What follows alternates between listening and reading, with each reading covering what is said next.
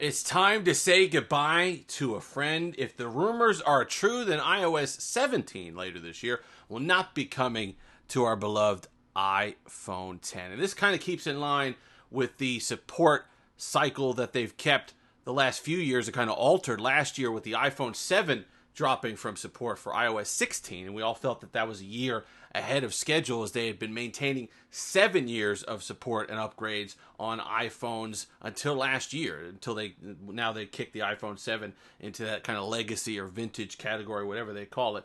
But we felt that was a year early. And keeping with that, this would be 6 years, and that would mean the end of the iPhone 8, the iPhone 8 Plus, and the iPhone 10. I think the iPhone 10 hits a lot of people and a surprise because it doesn't seem that long ago, number one. Number two, it's a timeless design.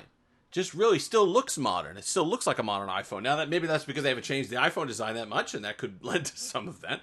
But it was a big deal of a phone. If you were to lay out the timeline of iPhone from the beginning, there's really three devices that stand out in my mind that I really remember.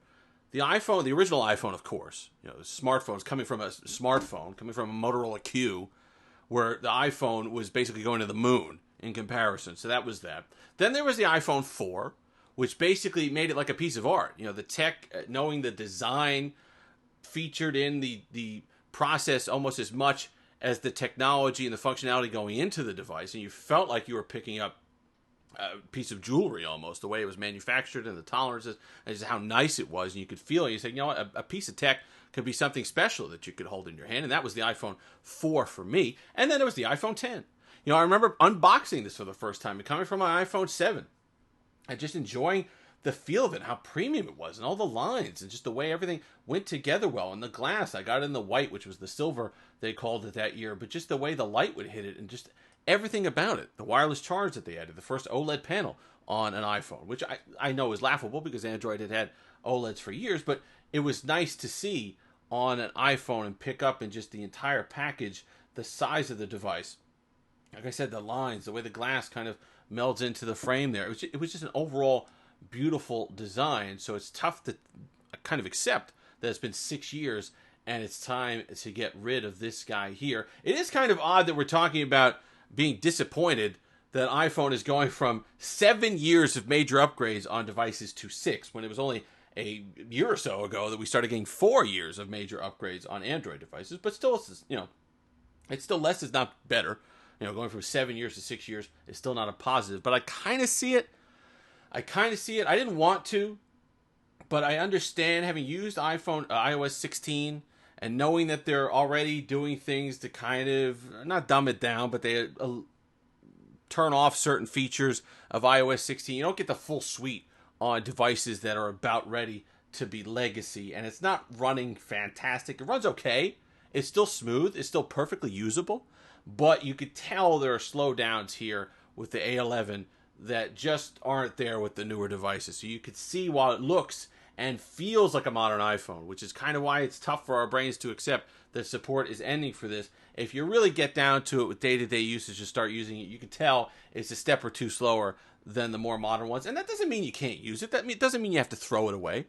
There's still support for this among most of the carriers, I believe. AT&T is the most aggressive. Still has it, no problem. You'll be able to use it. The display still looks beautiful. Absolutely gorgeous display on this. That OLED panel still holds up. It took Apple forever to get around to it, but when they did, it worked really well. You're still going to be able to enjoy a lot of things. Swipe gestures, which, remember, we wouldn't get for another 2 years on Android devices. Unless if you had a BlackBerry, then you had swipe gestures from 2014, or 2013.